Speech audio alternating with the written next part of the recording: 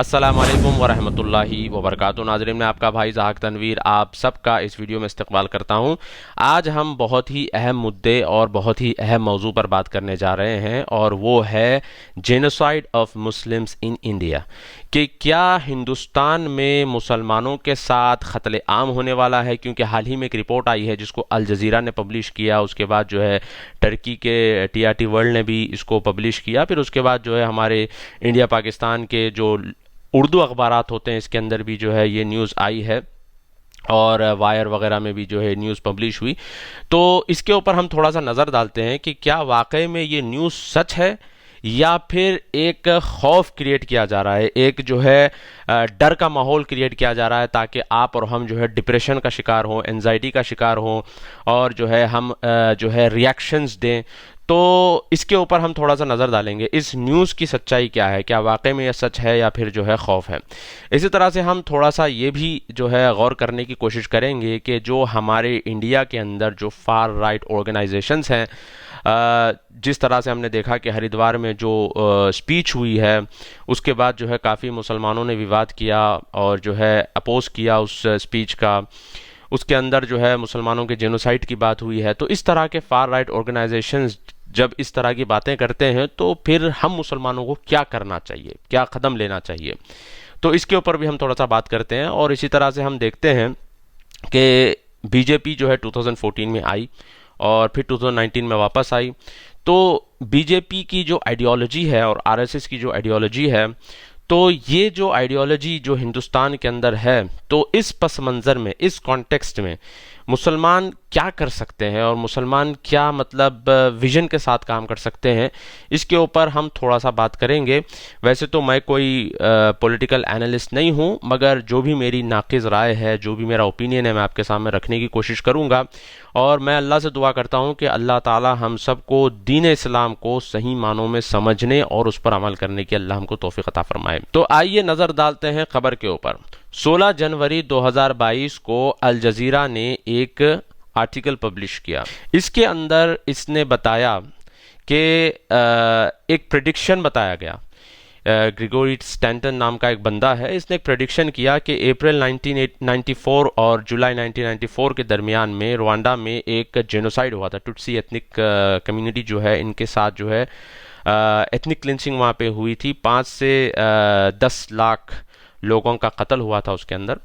तो बहरहाल उसने कंपेयर करते हुए बताया कि हो सकता है कि इंडिया के अंदर, हिंदुस्तान के अंदर भी इस तरह की चीज़ हो सकती है।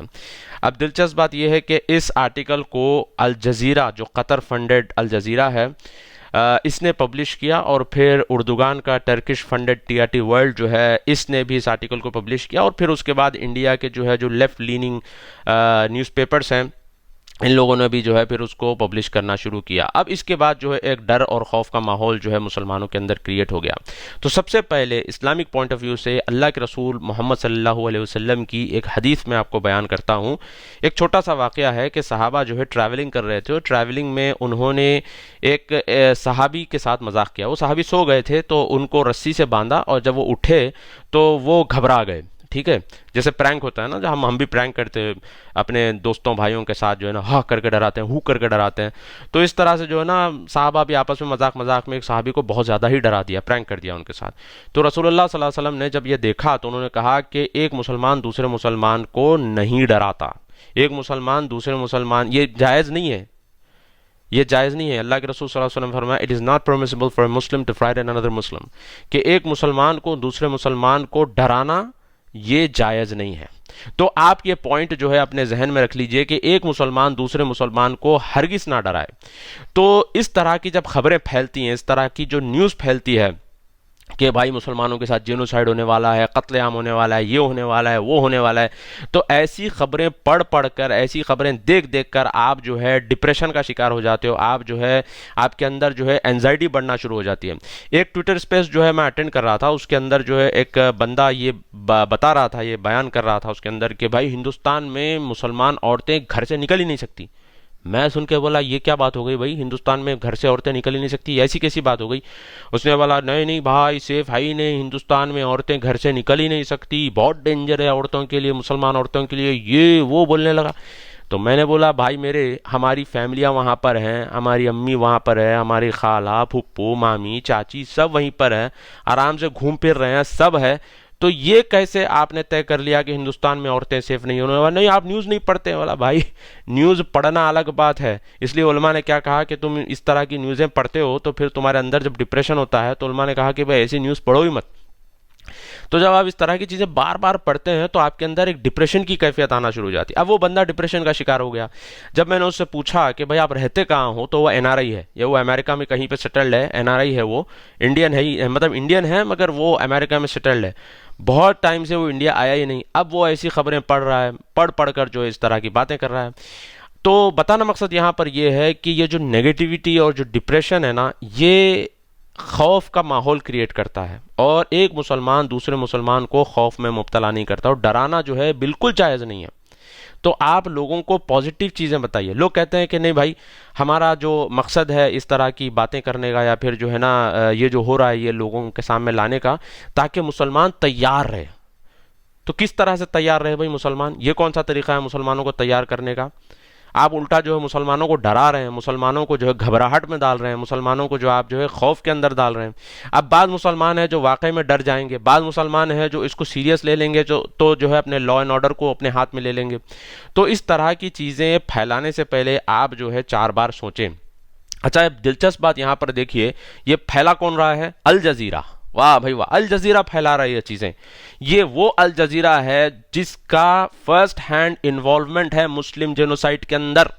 फर्स्ट हैंड इन्वॉल्वमेंट है अल जजीरा का मुस्लिम जेनोसाइड के अंदर।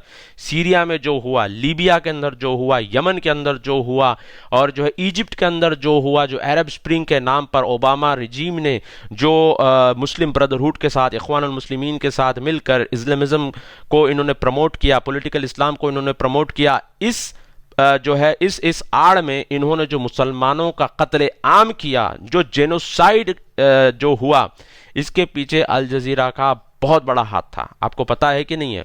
सऊदी का और कतर का जो फटा हुआ था, लोग समझते हैं कि कतर जो है फ़लस्तीनियों की मदद कर रहा था, तो सऊदी जो है गुस्सा हो गया हो कि उसने कतर को बैन कर दिया।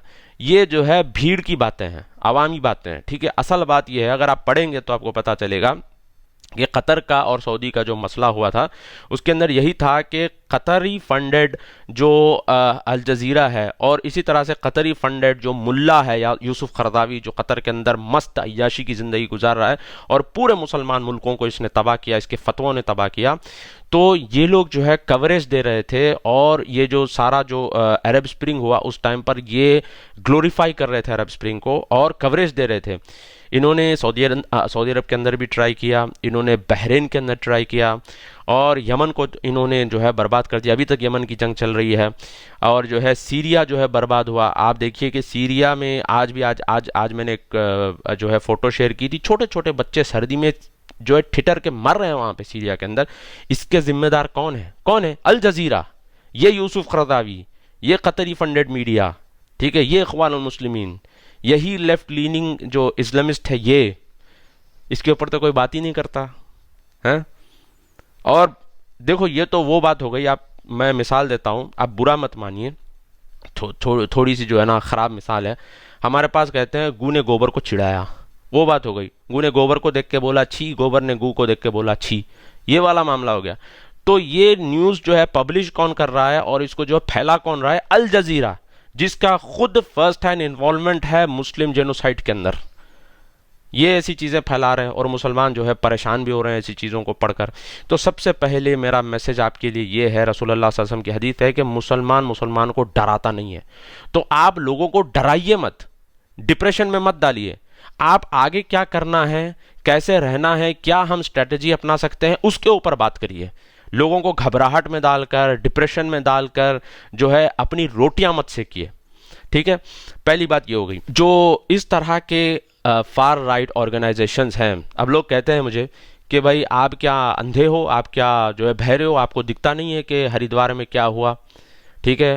नरसिंहानंद गिरी महाराज जो है उसका बयान जो आया था, इन्होंने क्या बयान किया तुमने नहीं देखा? तो भाई मैंने देखा है, मैंने उसका इंटरव्यू भी देखा है। तो एक चीज़ मुझे समझ आई है, वहाँ पर उस बंदे को खौफ और डर है। क्या डर है? अब वो बंदा बोल रहा है कि हरिद्वार में पहले मुसलमान नहीं थे, अब मुसलमान आ गए हैं।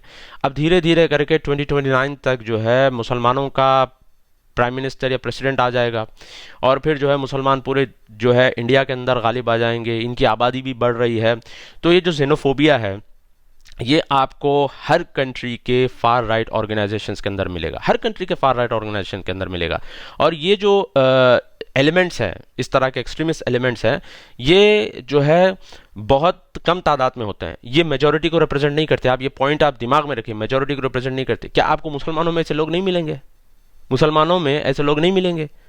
ये जो कोरोना शुरू हुआ था उस टाइम पर एक मुस्लिम ब्रदरहुड का बहुत मशहूर है, वो यूएस में पनाह लिया हुआ है बंदा, उसने बयान दिया था अपने इजिप्शियंस को, बता रहा है कि सीसी गवर्नमेंट के खिलाफ तुम जो है प्रोटेस्ट करो। प्रोटेस्ट करने का तरीका यह है कि पुलिस की गाड़ियों पर थूको और जो गवर्नमेंट यानी ऑफिसेस है उसके अंदर जाकर तुम कोरोना फैलाओ। ये वीडियो है, उसका वीडियो है बाकायदा ये। तो क्या इस तरह की बातें लोग नहीं करते? मुसलमानों में करते हैं। अब जो टेक्सास सिनेगॉग का जो मसला हुआ है, ठीक है, और जाकर जो है सिनेगॉग के अंदर यहूदियों को जो है बंदूक से उसने मार दिया, मुसलमान नहीं है वो, मुसलमान है वो। तो भाई ये जो एलिमेंट्स हैं, एक्सट्रीमिस्ट एलिमेंट्स, ये आपको हर रिलीजन के अंदर और हर ग्रुप के अंदर, हर कंट्री के अंदर आपको मिलेंगे, मुसलमानों के अंदर आप मिलेंगे। तो क्या ये लोग मेजॉरिटी ऑफ मुस्लिम्स को रिप्रेजेंट करते हैं? नहीं ना। इसी तरह से इस तरह के जो नरसिंहानंद या फिर ये वसीम रजवी जैसे लोग, अभी तो वसीम रजवी ने कन्वर्ट होने का जो भी किया है उसने, तो ये लोग जो है मेजॉरिटी को रिप्रेजेंट नहीं करते, मेजॉरिटी ऑफ हिंदूज को ये लोग रिप्रेजेंट नहीं करते, ठीक है। अब आप देखिए इंडिया के अंदर, हिंदुस्तान के, मेरी खुद की मैं मिसाल बताता हूँ। मैं इंडियन एयरफोर्स के लिए अपीयर हुआ दाढ़ी के साथ इंडियन एयरफोर्स में मैं अपीयर हुआ था 2008 में। जेडी मेटला हैदराबाद के अंदर जो इंडियन एयरफोर्स का जो ब्रांच है वहाँ पर हम गए थे। वहाँ पे जो है मैं अपीयर हुआ था। फर्स्ट राउंड मेरा क्लियर हुआ था रिटर्न टेस्ट, सेकंड मेरा क्लियर हुआ था जिसके अंदर जो है पिक्चर डिस्क्रिप्शन पर जो स्टोरी राइटिंग वगैरह होती है और ग्रुप डिस्कशन वगैरह, आपकी पर्सनैलिटी चेक करते हैं। तीसरा राउंड था मैसूर के अंदर। 2 बार उन्होंने मुझे लेटर भेजे मैसूर आने के लिए। खैर उस वक्त तक मेरा आईटी कंपनी में हो चुका था तो मैं गया नहीं, अलग बात है। मगर बताना मकसद यह है कि क्या उन्होंने मेरी दाढ़ी नहीं देखी? दाढ़ी देखी। मैं ऐसे बहुत सारे मुसलमानों को जानता हूं जो दाढ़ियां रखे हुए हैं, सुन्नत रसूल पर अमल कर रहे हैं, ड्रेस भी उनका जो है इस्लामिक लिहाज से होता है और बड़ी बड़ी आईटी कंपनियों में काम कर रहे हैं। मेरे दोस्त हैं इंडिया में, ठीक है, हनीवेल कंपनी में बड़े पोजीशन पर मैनेजर हैं, ये अपना डिलीवरी मैनेजर हैं वो एसएपी के। अलग अलग कंट्रियों में जाकर वो हनीवेल की तरफ से प्रोजेक्ट्स इंप्लीमेंट करते हैं। दाढ़ी है, किसने रोका? कहाँ पे है जेनोसाइड? क्या कत्लेआम की बात कर रहे हैं लोग? मतलब ये जो खौफ और डर पैदा कर रहे हैं ना लोग, ये बहुत गलत है। ये मैं पॉइंट बताना चाह रहा हूँ। बहुत सारे ऐसे मुसलमान हैं जो काम कर रहे हैं। मैंने देखा सेंसिटिव डिपार्टमेंट जैसे पासपोर्ट डिपार्टमेंट है, उसके अंदर भी दाढ़ी वाले मुसलमान हैं, पुलिस के अंदर दाढ़ी वाले मुसलमान हैं। तो भाई बताना मकसद ये है कि मेजॉरिटी जो है इस तरह के ख्यालात नहीं रखते। ये जो फार राइट एक्सट्रीमिस्ट हैं ये आपको हर कंट्री के अंदर मिलेंगे।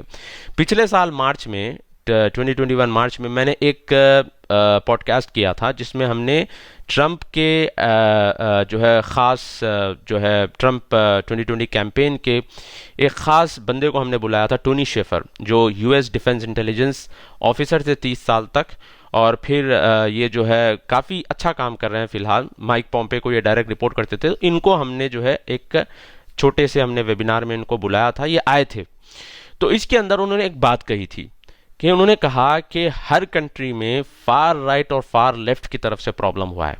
और यकीन मानिए मैं तो आपको लिख के देता हूं ये बात कि फार राइट से ज़्यादा फार लेफ्ट और लेफ्ट वाले जो मुसलमानों के लिए डेंजर है। सर मुसलमान समझते नहीं है इस बात को। मुसलमान समझते हैं कि ये जो लेफ्ट वाले हैं, फार लेफ्ट वाले हैं, ये आपके हमदर्द है। कुछ हमदर्द नहीं है।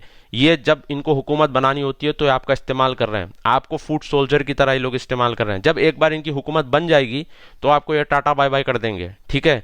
ये एक नंबर के मुनाफिक और कमीने किस्म के लोग होते हैं। फार लेफ्ट और लेफ्टिस्ट की बात बता रहा हूं मैं आपको। फार राइट तो एटलीस्ट जो दिल में है वो बोल रहा है। नरसिंहानंद जो है जो दिल में वो बोल रहा है आपके मुंह पे। फार लेफ्ट ये ऐसा नहीं बोलेंगे, आपके गले में हाथ रखेंगे, आपको थपकाएंगे, आपको अपना भाई बनाएंगे, उसके बाद आपका जो है गला काटेंगे। ये लोग लिख के दे रहा हूं मैं आपको बात, ये ठीक है। मुसलमान जो है बेचारे अब क्या कहें, हमेशा इस्तेमाल होते आए हैं, हमेशा इस्तेमाल होते आए हैं। तो आप ये बात बिल्कुल जहन में रख लीजिए कि ये जो फार राइट लोग हैं ये आपको हर कंट्री में मिलेंगे। फ्रांस की मैं मिसाल देता हूँ आप लोगों को। मेरिन लेपेन जो है वहाँ पर फ्रांस में, ये फार राइट है। मैक्रोन जो है ये सेंटर लेफ्ट है, सेंटर राइट है। तो मैक्रोन ये एडजस्ट करने की कोशिश करता है, सेंटर राइट और फार राइट इन सब को जो है ये एडजस्ट करने की कोशिश करता है। मगर ये जो एलिमेंट्स है वहाँ पर, ये जो कार्टून का मसला हुआ, ये सब जो फ्रांस के अंदर मसले हुए, ये फार राइट वालों ने किया, ठीक है। तो इस्लामोफोबिया जो अक्सर है ये फार राइट से आता है। इसी तरह से जो एंटीसेमेटिज्म है ये फार लेफ्ट की तरफ से आता है। तो ये जो यहूदियों के खिलाफ जो एंटीसेमेटिज्म यानी कि यहूदियों के खिलाफ जो चल रहा है, जो यानी हेट फैलाई जाती है, ये फार लेफ्ट की तरफ से होता है। तो प्रॉब्लम जो है ये फार राइट और फार लेफ्ट की तरफ से है। तो ये पॉइंट हमको समझना बहुत ज़रूरी है कि इस तरह के लोग जो है ये मेजॉरिटी को रिप्रेजेंट नहीं करते, ठीक है। आज की ही न्यूज़ है, ये नॉर्वेयन जो नॉर्वे के अंदर जिसने जो है शूटिंग की थी, टेररिस्ट जो है वहाँ पे, इसने नाजी सल्यूट किया। ये फार राइट क्रिश्चियन है, ठीक है। क्राइस्ट चर्च का जो है एग्जाम्पल ले लीजिए। तो बस मेरा पॉइंट यहीं पे बताना मकसद ये है कि इस तरह के एलिमेंट्स आपको हर कंट्री के अंदर मिलेंगे, मगर ये मेजॉरिटी को रिप्रेजेंट नहीं करते। तो हम इस माइनॉरिटी को देखकर रिएक्शंस देना या बुखला जाना या फिर गुस्से में आ जाना या डिप्रेशन का शिकार हो जाना, ये बिल्कुल भी दुरुस्त नहीं है। ट्रंप की मिसाल ले लीजिए आप। ट्रंप जो है जब इलेक्शन कैंपेन कर रहा था, उस टाइम पर उसने कहा था कि इस्लाम थ्रेट है, मुसलमानों को थ्रेट उसने बताया, मुसलमान कंट्रीज़ को उसने बैन किया। मगर जब चुनाव ख़त्म हो गया, जब इलेक्शंस हो गए, तो ट्रंप जब प्रेसिडेंट बनते ही पहला कंट्री कहाँ गया? सऊदी अरब आया, ठीक है। अच्छा, सऊदियों ने भी क्या किया? हार पहनाया। स्ट्रेटजी देखिए सऊदियों की, आप भी कुछ इस तरह से सोचिए, ठीक है। हार पहनाया, उसके बाद एक वीडियो बड़ा मशहूर हुआ, किंग सलमान ने ट्रंप को कहा कि सीधे हाथ से पियो। ये तो सुन्नत है ना, सीधे हाथ से पीना, और ट्रंप ने भी सीधे हाथ से पिया। हालांकि इलेक्शन कैंपेन में वो तो किंग सलमान को बड़ा बुरा भला बोल रहा था, ठीक है। मगर जब हुआ इलेक्शन, जब आया सऊदी अरब, पहला कंट्री सऊदी अरब का उसने विजिट किया, फिर सेकंड वो इजराइल गया। तो अब वो तो हुआ, उसके बाद ट्रंप ने बहुत बड़ा एहसान मुसलमानों के ऊपर क्या किया? बगदादी और सुलेमानी जैसे दोनों खतरनाक टेररिस्टों को ट्रंप ने उड़ा दिया। सुलेमानी जो मुसलमान जेनोसाइड के अंदर इन्वॉल्व था, सीरिया, यमन और जो है इराक, खुद ईरान के अंदर इस टेररिस्ट ने बहुत मुसलमानों को मारा। तो ट्रंप ने क्या किया? हालांकि ज़ाहिरन तो ट्रंप की जो स्पीचेस थी वो एंटी इस्लाम नज़र आ रही थी, मगर उसने एहसान किया मुसलमानों के ऊपर। उसने सुलेमानी को उड़ाया, उसने बगदादी को उड़ा दिया, जो खवारिज का हेड था बगदादी, आईसिस का, उसको उड़ा दिया। तो पॉइंट यहाँ पर यही है मेरा बोलने का कि इस तरह की चीज़ें होती हैं हर मुल्क के अंदर, मगर आपको एंड रिजल्ट देखना है और आपको क्या करना है वो आपको करना है, ठीक है। अच्छा, यहाँ पर आप एक अहम बात समझने की कोशिश करिए कि हिंदुस्तान के अंदर 80% मेजॉरिटी हिंदूज़ की है, 20% जो है माइनॉरिटीज़ है। आपको मेजॉरिटी के साथ को एग्जिस्ट करना है। जब आपको मेजॉरिटी के साथ को एग्जिस्ट करना है तो फिर जाहिर सी बात है कि आपको यानी एक हिसाब से, एक स्ट्रैटेजी से आपको चलना पड़ेगा। जब आप इस तरह की वीडियोस देखेंगे, जब इस तरह की आप रिपोर्ट्स पढ़ेंगे, तो फिर आप जो है या तो गुस्से में आ जाएंगे या तो आप रिएक्शनरी हो जाएंगे। और अगर आप रिएक्शनरी होकर कोई ऐसा कदम उठा लेंगे जो लॉ एंड ऑर्डर के ख़िलाफ़ होगा, तो फिर जो है आप इस जो है हेट का एक हिस्सा बन रहे हैं। देखिए, ये एक विशेष साइकिल है, यानी वो आपके खिलाफ बोलेंगे, आप उनके खिलाफ बोलेंगे, वो आपके खिलाफ बोलेंगे, वो आपके खिलाफ बोलेंगे, मतलब ये चलता रहेगा, चलता रहेगा, चलता रहेगा। किसी न किसी को ये साइकिल तोड़ना पड़ेगा, ठीक है। किसी न किसी को तोड़ना पड़ेगा ये साइकिल। और हम तो मुसलमान हैं, रसूलुल्लाह सल्लल्लाहु अलैहि वसल्लम का एग्जाम्पल हमारे सामने है। जब फतेह मक्का हुआ तो मुशरिकीन ने मुसलमानों को मारा तो था, तो रसूलुल्लाह सल्लल्लाहु अलैहि वसल्लम बदला ले सकते थे, मगर रसूलुल्लाह सल्लल्लाहु अलैहि वसल्लम ने इस विशेष साइकिल को तोड़ दिया। क्या किया? माफ़ कर दिया। उसके बाद क्या हुआ कि वो लोग इतने नादिम और शर्मिंदा हो गए कि बहुत सारे लोग तो उसमें मुसलमान ही हो गए, ठीक है। तो पॉइंट यहाँ पर यह है कि ये जो साइकिल है, अगर ये साइकिल चलते रहेगी, चलते रहेगी, चलते रहेगी ना, तो ये हेट कल्चर हमेशा चलता रहेगा। किसी ना किसी को ये हेट कल्चर तोड़ना पड़ेगा। तो क्यों ना आप और हम ये कदम उठाएं और इस हेट कल्चर को तोड़ दें। इस तरह की जो बयानबाजियां होती हैं, तो आप लीगल चैनल अपना सकते हैं। एक तो लीगल चैनल है, आप उसको अपना सकते हैं। आप पुलिस केस करिए। देखिए, पुलिस हरकत में आई कि नहीं आई, FIR दर्ज हुई, इनको अरेस्ट किया गया, यह अलग बात है कि उन लोगों की वीडियोस आ रही हैं कि नहीं हम तो जो करना है वो करके रहेंगे, ठीक है वो उनकी जिद है, अलग बात है। मगर यहाँ पे पुलिस एक्शन में आई कि नहीं आई? आई ना। तो आप एक लीगल चैनल अपनाइए, ठीक है। पुलिस है और जो है यानी कोर्ट्स हैं आपके पास, हाई कोर्ट है, सुप्रीम कोर्ट है, जो भी है। तो आप जो है कोर्ट और पुलिस का आप सहारा ले सकते हैं, लीगल आप तरीके से जाइए। दूसरी चीज़, आप जो है आउटरीच प्रोग्राम्स करने की कोशिश करिए, ठीक है। आउटरीच प्रोग्राम्स जैसे कि ये इस तरह के जो लोग होते हैं, ये असल में मुसलमानों के साथ इनका यानी अच्छे मुसलमानों के साथ इनके ताल्लुकात बनते नहीं हैं, या फिर ये अच्छे मुसलमानों को ये देखे हुए नहीं होते हैं। अक्सर ये ऐसे मुसलमानों को देखे हुए होते हैं जैसे कि मूवीज़ में बताया जाता है, पान खाकर जो है गले में तावीज़ है, इधर गट्टा है, और फिर हाँ जनाब करते हुए इस तरह के जो है मुसलमानों को जो है बताया जाता है मूवीज़ के अंदर। तो इस तरह के मुसलमानों को देख लेते हैं लोग, समझते हैं कि सब मुसलमान ऐसे ही हैं, और जो है क्या कहते हैं मुसलमानों को अनपढ़, गंवार, जाहिल, और फिर वो जिस तरह से एक इमेज बताया जाता है मुसलमान औरतों का भी कि वो बुर्का पहनी हुई, रुखसाना दुर्दाना पता नहीं क्या क्या जो है बताया जाता है, अनपढ़ गंवार बताया जाता है। तो इस तरह से इनको एक इमेज बन जाता है इनके जहन में।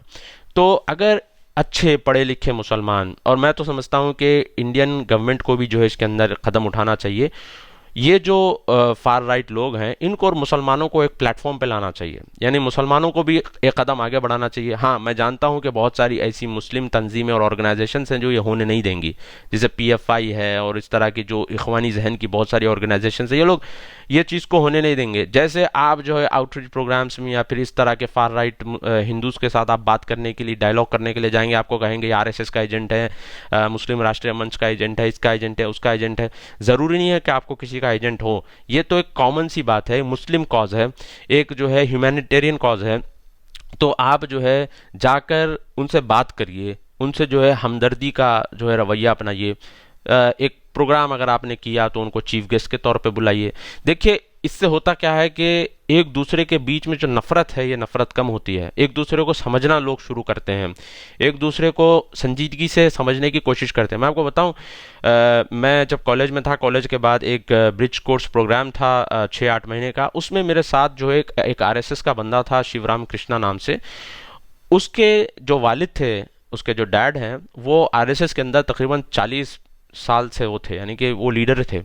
ये भी बचपन से इसका जो है बचपना आरएसएस के अंदर गुजरा। मगर यकीन मानिए उसकी और जो मेरी दोस्ती थी बड़ी ज़बरदस्त थी, मजाक नहीं कर रहा हूँ मैं, उसकी मेरी दोस्ती बड़ी अच्छी थी। खाने पे साथ में बैठ, संजीदा आदमी था, समझदार और संजीदा आदमी था, छिचोरा नहीं था। तो खाने पर बैठते या फिर जो है ना डिस्कशन, तो उसके जहन में बहुत सारे जो है गलत फहमियाँ थी। तो वो पूछता था, मैं भी उसको बोलता था, फिर मैं भी उसको पूछता था कि भाई हमने भी आपके बारे में ऐसा सुना, तो वो भी समझाता था नहीं भाई ऐसा नहीं है मसला। तो पॉइंट यहाँ पर ये है कि भाई एक दूसरे से बात करेंगे, एक दूसरे को समझेंगे, तो तभी जाकर जो है ये मसाइल हल हो सकते हैं। तो एक अगर आपको लगता है कि नहीं भाई आप डायलॉग नहीं कर सकते उनके साथ, तो ठीक है, आप उनकी जो हेट स्पीचेस हैं आप लीगल चैनल अपनाइए और फिर जो है लीगली जाइए। इसके साथ साथ आप जो है आउटरीच प्रोग्राम्स करिए, उनको जो है रीच आउट करिए, उनसे बात करिए, उनको बुलाइए, मेहमान के तौर पे उनको बुलाइए, उनकी मेहमान नवाजी करिए। ये तो सुन्नत है भाई रसूलुल्लाह सल्लल्लाहु अलैहि वसल्लम की। रसूलुल्लाह सल्लल्लाहु अलैहि वसल्लम ने बड़े बड़े कबीलों के सरदारों को रसूलुल्लाह सल्लल्लाहु अलैहि वसल्लम बुलाते थे, उनकी मेहमान नवाजी करते थे। ये तो इस्लाम का एक तौर तरीका है। एक और बात यहाँ पर यह है कि क्या आपको लगता है कि ये जो जेनोसाइड की बात चल रही है ये प्रैक्टिकली पॉसिबल है? क्या प्रैक्टिकली जेनोसाइड इंडिया के अंदर हो सकता है? मुझे तो नहीं लगता, क्योंकि इतने मिलियंस ऑफ मुसलमान जो है इंडिया के अंदर रहते हैं। इंडिया की जो जीडीपी है और इंडिया को जो रेमिटेंसेस आते हैं वो गल्फ कंट्रीज से आते हैं। आपको पता है Dubai, Saudi, Qatar, Bahrain, Kuwait, ऐसे कंट्रीज से बहुत बड़ा जो है ट्रेड और बिजनेस जो है इंडिया को है। तो इंडिया इतना आसानी से जो है ये नहीं छोड़ सकता। आपको पता है जब ये जो एम्बेसी मूवमेंट की बात चल रही थी इजराइल फ़लस्तीन के बीच में, जेरूसलम जो है एम्बेसी मूव करने की बात चल रही थी, तो इंडिया ने अपोज किया इस मूव को। क्यों अपोज किया? क्योंकि वो अरब एलाइज को उसने ज़्यादा तरजीह दी, यानी कि अरब एलाइज को उसने प्रेफरेंस दिया। इसके अलावा आप देखिए अब जो है यूएई और इजराइल की जो है नॉर्मलाइजेशन डील हो गई है, बहरीन के साथ भी हो गई है। तो इंडिया जो है इतना बड़ा रिस्क नहीं ले सकता कि मुसलमानों के साथ इतना बड़ा जेनोसाइड हो जाए और फिर जो है इंडिया के जो अलायंसेस और एलाइज है ये बैठ कर देखें, तो ऐसा तो नहीं हो सकता। तो ये प्रैक्टिकली इम्पॉसिबल है। ये इस तरह की बातें लोग करते हैं, ठीक है। अगर आप इस तरह की बातें सुनते और देखते रहेंगे तो फिर आप जो है जहनी तौर पर परेशान हो जाएंगे। मैं आपको एक छोटी से एक जो है एक छोटा सा मैं एग्जांपल बताता हूँ। मेरे दोस्त के खाला हैं, वो जो है अक्सर अमेरिका वगैरह जाते रहते हैं, उनके बच्चे वहाँ पर हैं। तो अक्सर ये जो हमारी आंटियाँ जो आंटी खाला मम्मी जो होती हैं, ये जब आते हैं यहाँ पर, अब हमारी वालदा भी यहाँ पर जब सऊदी आती हैं तो जो है घर में खाली बैठे रहते हैं तो यूट्यूब पर वीडियोस वगैरह देखते रहते हैं। जब इस तरह के वीडियोस ये लोग देखते हैं तो फिर जो है उनके अंदर जो है डिप्रेशन होना शुरू हो जाता है। तो अक्सर ये जो पाकिस्तान का हकीकत टीवी है और इस तरह के बहुत सारे जो चिल्लर चापड़ टीवीज़ हैं, तो ये लोग जो है फैलाते रहते हैं कि भाई सऊदी अरब के अंदर न्यूम सिटी बन रहा है, तो न्यूम जो है दज्जाल का सिटी है, दज्जाल आने वाला है, मेहदी आने वाले, क़यामत आने वाले, ये आने सऊदी में जो भी होता है ये दज्जाल मेहदी और क़यामत से जोड़ देते हैं। तो इस तरह की वीडियोज़ देख देख कर वो जो मेरी दोस्त की खाला थी वो डिप्रेशन का शिकार हो गई, बड़ी मतलब मायूस और डिप्रेशन में जाना शुरू हो गई। दोस्त से मुझे पूछा कि भाई मैंने सुना है कि सऊदी अरब के अंदर न्यूम सिटी बन रहा है, वहाँ पे दज्जाल आने वाला है। मैंने बोला भाई न्यूम सिटी में दज्जाल नहीं, एम्प्लॉयमेंट आने वाला है। समझ रहे हैं बात? न्यूम सिटी में दज्जाल नहीं, एम्प्लॉयमेंट आने वाला है, ट्रेड आने वाला है, आर्टिफिशियल इंटेलिजेंस आने वाला है, वहाँ पर टेक्नोलॉजी आने वाली है वहाँ पर। तो लोग जो है पॉजिटिव और मुस्बत चीज़ों को नहीं देखते, ऑप्टिमिस्ट नहीं रहते, बल्कि लोग जो है इस तरह की कॉन्स्पिरेसी थ्योरीज के ऊपर ध्यान देते हैं और फिर खुद डिप्रेशन का शिकार होते हैं, लोगों को डिप्रेशन का शिकार करते हैं और पूरी कौम को, पूरी मिल्लत को जो है ये लोग डिप्रेशन का शिकार कर देते हैं। तो ये चीज़ आप बिल्कुल जहन से निकाल दीजिए। अच्छा, एक और बात यहाँ पर ये है कि ये सारी जो है ना स्केरिंग टैक्टिक्स होती हैं, इसके पीछे रोटियां कौन सेकता है?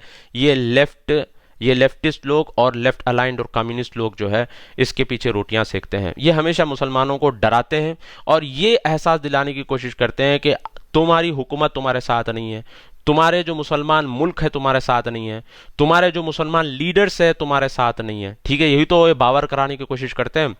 तो ये करके मुसलमानों को ये फील कराते हैं कि तुम लोग एकदम लावारिस लोग हो, ठीक है। ना तुम्हारे मुसलमान कंट्रीज तुम्हारे साथ है, ना तुम्हारे मुस्लिम लीडर्स तुम्हारे साथ हैं, ना तुम्हारे खुद के इंडियन गवर्नमेंट तुम्हारे साथ है। इस तरह का एक जो है लावारिसपन जो है लोगों मुसलमानों को ये एहसास दिलाते हैं और ये बताने की कोशिश करते हैं कि हम तुम्हारे मसीहा हैं, हम तुम्हें सोल्यूशन दे सकते हैं, हम एक ऑल्टरनेट जो है तुम्हारे लीडर बन सकते हैं। तो असल में इसके पीछे मकसद होता है कि मुसलमानों को खौफ में डालकर, डरा कर ये अपनी रोटियां सेकना और बहती गंगा में हाथ धोना होता है। तो ठीक है, तो इसके पीछे आप ये समझ लीजिए कि फ़ायदा जो है इस खौफ का, इस डर का, ये लेफ्टिस्ट ग्रुप्स और ये कम्युनिस्ट ग्रुप्स जो है ना इसका फ़ायदा उठाते हैं। तो बिल्कुल जो है आपको इस्तेमाल नहीं होना है, अकल से और स्ट्रैटेजी से काम करना है। देखिए, इंडिया के अंदर सिखों के साथ भी 1984 में जो है उनके साथ भी जुल्म और ज़्यादती हुई थी, मगर अब देखिए सिखों का जो वक़ार है, सिखों का जो पोजीशन है इंडिया के अंदर काफ़ी अच्छा है। क्यों? क्योंकि सिख कम्युनिटी जो है पुलिस में, मिलिट्री में, इंटेलिजेंस सर्विसेज में, सिविल सर्विसेज में और पब्लिक स्फीयर में ये लोग छा गए। जिसके बाद ऐसा हुआ कि सिख कम्युनिटी के साथ कुछ भी होता है तो प्राइम मिनिस्टर तक भी आके जो है उन लोगों के बारे में या उन लोगों के हक में बात करते हैं। ये क्यों? क्योंकि सिख कम्युनिटी ने दिया, ठीक है, कंट्री को उन्होंने कुछ दिया। हमारे पास तो मसला ये है, इंटेलिजेंस का कोई लो लेवल का आदमी भी दिख जाए या फ़ोन कर दे तो लोग घबरा जाते हैं, इंटेलिजेंस का आदमी, इंटेलिजेंस का इंटेलिजेंस, ऐसे जैसे कि भाई ये जो है कोई, हम जो है बहुत बड़े न्यूक्लियर साइंटिस्ट हैं, न्यूक्लियर बना रहे हैं और वो इंटेलिजेंस वाला आके जो है आपकी खुफिया जो है वो लीक कर रहा है आपकी बातें। तो लोग जो है इंटेलिजेंस को देखकर, पुलिस को देखकर घबरा जाते हैं। तो ये जो है बहुत गलत है। तो आप जब ये पब्लिक स्फीयर्स में जाएंगे, आप इंटेलिजेंस सर्विसेज, पुलिस, आर्मी, जो है लॉ, इसके अंदर जब आप जाएंगे, कंट्री को कुछ आप देंगे तो फिर आप अपनी बात मनवा सकेंगे, ठीक है। यहूदियों की आप मिसाल ले लीजिए, यहूदियों के साथ क्या हुआ था जब नाजी जर्मनी ने यहूदियों को मारा। एक ऐसा लॉ जो है यूके में पास हुआ था कि यूके में ये लोग जो है प्रॉपर्टी ओन नहीं कर सकते थे। यहूदियों ने क्या किया? वावेले मचाए, जुल्म हो रहा है, जुल्म हो रहा है, जुल्म हो रहा है, जो हम करते रहते हैं हमेशा से। इस तरह से वावेले उन्होंने नहीं मचाए, बैकफुट हो गए, पीछे चले गए। एजुकेशन पे उन्होंने तवज्जो दी, एंटरप्रेन्योरशिप पे उन्होंने तवज्जो दी। ठीक है, एजुकेशन और एंटरप्रेन्योरशिप, ये दो चीज़ों पे उन्होंने फोकस किया। और जो पब्लिक स्पीयर की जो चीज़ें होती हैं उसके अंदर वो छा गए। कोई राइटर बन गया, कोई मीडिया में आ गया, कोई एक्टर बन गया, कोई जो है रियल एस्टेट में आ गया, कोई लॉयर बन गया। तो इससे हुआ क्या कि जब वो लोग जो है आवाम में आ गए तो छा गए। ठीक है, तो मुसलमानों को सबसे पहले फोकस करना है एजुकेशन के ऊपर। ठीक है, तालीम और तरबियत के ऊपर। अब आप देखिए ये ट्विटर स्पेसेस के ऊपर रात में 12-12, 1-1, 2-2 बजे तक बैठकर जो है हमारे मुसलमान नौजवान डिस्कस करते रहते हैं मुसलमानों के साथ क्या जुल्म हो रहा है। एक दो बार मैं अटेंड किया, उसके बाद तो घिन हुई तो मैं अटेंड भी नहीं किया। बैठ के बोलते हैं आई थिंक, मेरे ख्याल से ना, आई थिंक। अब उसमें बात जो है लड़कियां भी आ जाती हैं। मुझे समझ नहीं आता रात में 1-1, 2-2 बजे लड़कियां करती क्या हैं इस ट्विटर स्पेस पर बैठ के। वो भी बोलती हैं आई थिंक नो, मेरे ख्याल से ना मुसलमानों को ऐसा करना चाहिए, मुसलमानों को पंक्चर वाला बोला जा रहा है, ये हो रहा है, वो हो रहा है। तो अबे भाई, आप लोगों को अगर इतना मुसलमानों की पड़ी है, मुसलमानों का इतना सोच रहे हैं, तो पहले खुद जिंदगी में कुछ करो। ठीक है, रात में 1-1, 2-2 बजे तक बैठे रहते हैं। हाँ, हमारे यहाँ तो भाई रात के 11, साढ़े 11, 12 बजे तक जो है चलते रहता है इनका ट्विटर स्पेस। मैं तो समझता हूँ इंडिया के 2:30-3 बज रहे होंगे। तो समझ मुझे ये नहीं आती कि जब लोगों के पास इतना वक्त है मुसलमानों के पास, जो अपने आप को इंटेलेक्चुअल, सूडो इंटेलेक्चुअल्स हैं, जो अपने आप को बड़ा इंटेलेक्चुअल समझते हैं और इस तरह की बातें जो है करते रहते हैं बैठकर, और फिर समझते हैं कि हम मुसलमानों के मसाइल का हल निकाल रहे हैं। हल नहीं निकाल रहे हैं, बल्कि अपना वेलापन जाहिर कर रहे हैं और कुछ नहीं कर रहे हैं, और उल्टा जो है मुसलमानों को नुकसान में पहुंचा रहे हैं। तो बताना मकसद ये है कि यहूदियों के साथ भी हुआ था, मगर उन लोगों ने एजुकेशन पे फोकस किया, एंटरप्रेन्योरशिप पे फोकस किया। उसके बाद जब वो आए तो भाई ऐसा हो गया कि इनको कोई अब जो है, अब ऐसा पोजीशन है कि मिडिल ईस्ट में इतना सा है, मगर इतना पावरफुल हो गया है कि जो कंट्रीज कल तक उनके साथ नॉर्मलाइजेशन या उनके साथ डील नहीं करते थे, आज उनके साथ डील भी कर रहे हैं, उनकी टेक्नोलॉजी भी ले रहे हैं, साइबर सिक्योरिटी में वो टॉप हैं। अब हाल ही में उन्होंने तो भाई फिश ऑपरेटेड व्हीकल उन्होंने जो है ईजाद की कि मछली चल तैर रही है तो गाड़ी चल रही है। मतलब ऐसी ऐसी चीज़ें ये लोग ईजाद कर रहे हैं। क्यों हुआ ये? क्योंकि इन लोगों ने एजुकेशन के ऊपर, एंटरप्रेन्योरशिप के ऊपर इन्होंने फोकस किया। आप कुछ ऐसा करिए, फिर उसके बाद देखिए कि भाई आपके हालात बदलते हैं कि नहीं बदलते हैं इंशाल्लाह। आखिर में 1-2 बातें बताते हुए मैं अपनी बात को ख़त्म करता हूँ। जंग खंदक, जो बैटल ऑफ ट्रेंच जिसे कहा जाता है, तो इसमें जो है मुसलमानों को बहुत ख़तरनाक बैकलैश हुआ था। उसमें जो मुसलमानों का अलायंस था वो टूट गया था, और फिर बाहर से जो कुरैश और जो मुशरिक थे ये अटैक कर रहे थे, और फिर अंदर जो है मदीने के अंदर जो है मुसलमानों का अलायंस टूट गया था। तो बड़े परेशान थे मुसलमान। उस टाइम पर एक सहाबी थे जिसका नाम था अब्दुल्ला बिन नुएम। अब्दुल्ला बिन नुएम का जो इमेज था ये मुशरिकीन के अंदर भी काफ़ी अच्छा था, और जो यहूदी थे इनके अंदर भी जो है काफ़ी अच्छा इनका इमेज था। यानी इन शॉर्ट ये इनके डिप्लोमेटिक टर्म्स और रिलेशंस जो है मुशरिकीन के साथ भी और यहूदियों के साथ भी अच्छे थे। रसूलुल्लाह सल्लल्लाहु अलैहि वसल्लम ने क्या किया? रसूलुल्लाह सल्लल्लाहु अलैहि वसल्लम ने उनको कहा कि आप जाइए, इनसे भी बात करिए, इनसे भी बात करिए। ये गए, जाके इनसे भी बात किया, इनसे भी बात किया, दोनों का अलायंस टूट गया, और एक जंग जो है जो हो रही थी वो जंग खत्म हो गई। तो पॉइंट यहाँ पर सीखने की हमारे लिए ये है कि रसूलुल्लाह सल्लल्लाहु अलैहि वसल्लम ने एक जो है सहाबी जिनके टर्म्स और रिलेशंस, डिप्लोमेटिक टाइज अच्छे थे, उनको उन्होंने यूज़ किया और एक जंग को उन्होंने ख़त्म कर दिया। एक खौफ के और जंग के माहौल को रसूलुल्लाह सल्लल्लाहु अलैहि वसल्लम ने ख़त्म कर दिया। अगर फ़र्ज़ करिएगा इस तरह के कोई शख्स आपके और हमारे बीच में है, तो सबसे पहले मुसलमान उनको एजेंट का ठप्पा लगाएंगे। ठीक है, मुसलमानों के पास ये विजन नहीं है, मुसलमानों के पास ये नज़रिया नहीं है कि किस तरह से हम स्ट्रैटेजिकली काम कर सकते हैं। ठीक है, आप देखिए आरएसएस की लोग बात करते हैं, आरएसएस बीजेपी की बात जब लोग करते हैं, तो मैं आपको बताऊं कि आरएसएस के 25 से 30 लॉबीज जो है वॉशिंगटन में बैठे हुए हैं। तो इन लोगों ने मेहनत की, सेक्रीफाइस किया, तब जाके एक आइडियोलॉजी इनकी जो है स्ट्रांग बनी है। ठीक है, अब इसराइलियों की आप मिसाल ले लीजिए, यहूदियों की आप मिसाल ले लीजिए। अमेरिकन पॉलिटिक्स में रिपब्लिकन अगर आपको यहूदी मिलेंगे तो डेमोक्रेट साइड भी आपको यहूदी मिलेंगे। बर्नी सैंडर्स जो था, जो ट्रंप के अगेंस्ट में ठहरा था, ये खुद यहूदी था। ठीक है, ट्रंप का दामाद खुद यहूदी था। तो दो तरफ भी आपको यहूदी मिलेंगे, यानी कि पावर बैलेंस जो है यहाँ पर है। आप यूके में भी ले लीजिए, लेबर पार्टी जो है इसके अंदर भी आपको यहूदी मिलेंगे, बोरिस जॉनसन गवर्नमेंट में भी आपको यहूदी मिलेंगे। तो दो तरफ भी यहूदी हैं। ठीक है, तो जब पावर बैलेंस होता है और दोनों साइड भी जो है एक कम्युनिटी के लोग होते हैं, तो चीज़ें जो है बैलेंस होती हैं। अब हमारे हिंदुस्तान के पस मंज़र में देखिए आप कि बीजेपी, ठीक है, बीजेपी का जिस तरह से इमेज है मुसलमानों के जहन में, तो मुसलमान बीजेपी से दूर रहते हैं। ठीक है, मैं ये नहीं बोल रहा हूँ कि भाई आप जाके बीजेपी में जुड़ जाओ या बीजेपी के एजेंट बन जाओ या बीजेपी में मिल जाओ, मैं ये हरगिज़ नहीं बता रहा हूँ। मैं पॉइंट यहाँ पे ये बताने की कोशिश कर रहा हूँ कि जब लेफ्ट जो ऑर्गेनाइजेशंस या लेफ्ट पार्टियां हैं, इसके अंदर जब मुसलमान मेजॉरिटी में हैं, तो फिर ये जो राइट ऑर्गेनाइजेशंस हैं मुसलमान को एज ए थ्रेट ही देखेंगे। अगर मुसलमान पावर बैलेंस करेंगे, ठीक है, इधर भी आएंगे, थोड़ा जो है बीजेपी के साथ ऐसी विजनरी लीडरशिप मुसलमानों में होनी चाहिए जो यहाँ पर भी आए, आकर स्ट्रैटेजिकली नेगोशिएट करें। ठीक है, रसूलुल्लाह सल्लल्लाहु अलैहि वसल्लम का एग्जाम्पल हमारे सामने है। हालांकि कुरान में अल्लाह ने फरमाया कि मुशरिक के बाद सबसे ज़्यादा मुसलमान से नफरत करते हैं तो यहूदी हैं, मगर आप देखिए कि जंग उहद में रसूलुल्लाह सल्लल्लाहु अलैहि वसल्लम की फ़ौज में यहूदी थे और जो 70 साहबा शहीद हुए उसमें से एक जो है यहूदी भी थे। तो पॉइंट यहाँ पर यह है कि रसूलुल्लाह सल्लल्लाहु अलैहि वसल्लम की क्या नेगोशिएटिंग स्किल्स थे, क्या स्ट्रेटजीज थी। और अक्सर हमारे जो मौलवी हजरात हैं, हमारे जो मुल्ला हजरात हैं, ये हमको बस गजवा, इन्वेजन्स, कॉन्क्वेस्ट ये हमको बताया है। ये बताया कि उमर रज़ियल्लाहु ताला अन्हु का हाथ हमेशा तलवार पे रहता था, तलवार निकालते थे, ये होता था वो होता था, मगर हमको आर्ट ऑफ पीस नहीं बताया गया कि रसूलुल्लाह सल्लल्लाहु अलैहि वसल्लम किस तरह से आर्ट ऑफ पीस करते थे, किस तरह से रसूलुल्लाह सल्लल्लाहु अलैहि वसल्लम नेगोशिएट करते थे, स्ट्रैटेजीज जो है यूज़ करते थे रसूलुल्लाह सल्लल्लाहु अलैहि वसल्लम एक जो है जंग को ख़त्म करने के लिए, ये हमको नहीं बताया गया। तो पॉइंट यहाँ पर मैं यही बताना चाह रहा हूँ कि पावर बैलेंस भी होना ज़रूरी है, हमारे अंदर विजनरी लीडरशिप होना ज़रूरी है और स्ट्रैटेजी के साथ काम करना ज़रूरी है।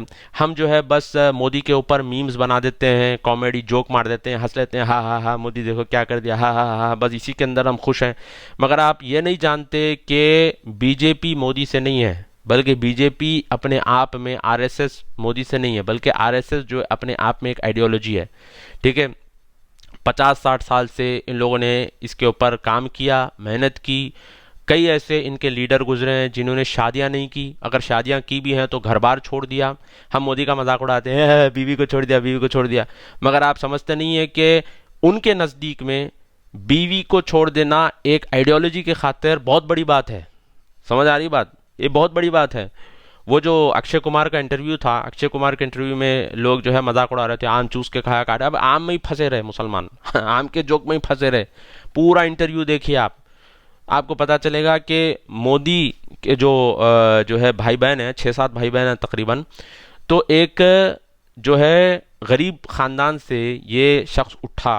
ठीक है, तो किस तरह से उठा, पार्टी का लीडर कैसे बना, ठीक है, और ऐसे बड़े बड़े जो कास्ट के हिंदू हैं, फिर उन्होंने मोदी को आगे कैसे बढ़ाया। तो भाई आप उनकी स्ट्रैटेजी समझने की कोशिश करिए, उन लोगों ने जो सेक्रीफाइस किया, जो काम किया एक अपनी आइडियोलॉजी के ऊपर, उसको समझने की कोशिश करिए।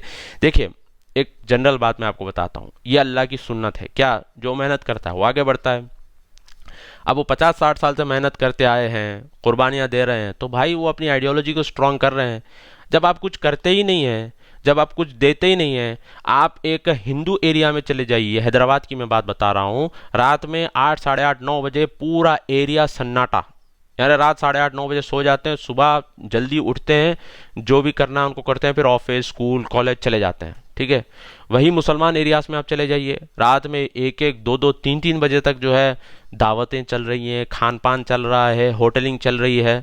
जब इस कौम के पास ना फोकस है, ना फ्यूचर प्लानिंग है, ना स्ट्रैटेजी है, ना विजन है, मैंने अभी आपके सामने कहा कि आरएसएस के 25-25, 30-30 लॉबीज जो है वाशिंगटन के अंदर बैठे हुए हैं, ये उनकी स्ट्रैटेजी है। और हमारे मुसलमानों की स्ट्रैटेजी की मैं बात बताता हूँ, हमारे मोहल्ले में बारिश का पानी आ जाए तो पानी कहाँ से एग्जिट होगा, इसकी प्लानिंग हमने नहीं की।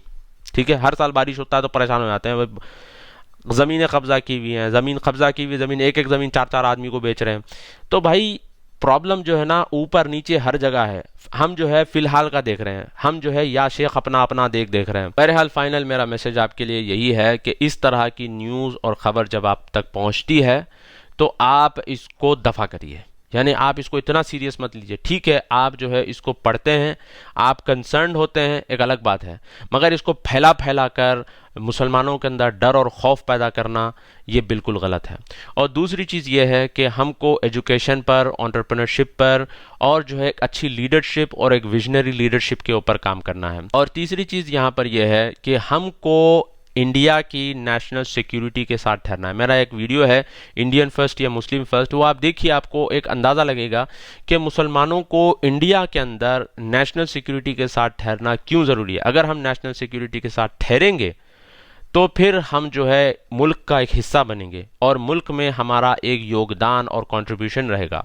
जब हमारा कंट्रीब्यूशन रहेगा तो फिर इस तरह से जो एक्सट्रीमिस्ट एलिमेंट्स हैं जो मुसलमानों के ख़िलाफ़ बात करते हैं, जब वो बात करेंगे तो ख़ुद हिंदू मेजॉरिटी जो है हमारी दिफा में आके ठहरेंगे और कहेंगे कि नहीं भाई, ये तो हमारे मुल्क के साथ हैं, हमारी कंट्री के साथ हैं, हमारे देश के साथ हैं, हमारी नेशनल सिक्योरिटी के साथ हैं। ठीक है, तो इन बातों के साथ मैं आपसे रुख्सत लेता हूँ। मैं आपका भाई ज़ाहक तनवीर। अस्सलाम वालेकुम वरहमतुल्लाहि वबरकातुहू।